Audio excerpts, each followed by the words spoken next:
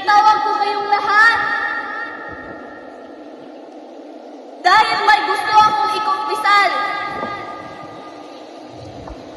Nitong mga nakaraang araw, sa loob lamang na napakaikling panahon, parang naranasan natin ang pinaghalong langit at impyerno. Maraming sakit ang gumaling, maraming tao ang bumuti, at merong pananampalataya sa mga maraming nangyayaring kamatayan ng epidemya at prostitusyon, ng pagbubuka ng bibig at pangloloko. Kapag may masamang nangyayari, sinisisi natin ang sumpa.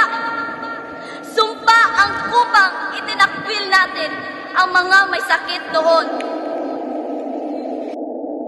Kapag may mabuti namang nangyayari, sinasabi natin ito'y gawa ng langit, gawa ng birhen, gawa ng himala. May ipagtatapat ako sa inyo. Walang himala! Ang himala ay nasa puso ng tao. Nasa puso nating lahat. Tayo ang gumagawa ng himala. Tayo ang gumagawa ng sumpa.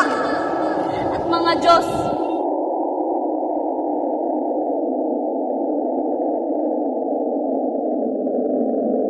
hindi totoong buntis ako dahil sa himala.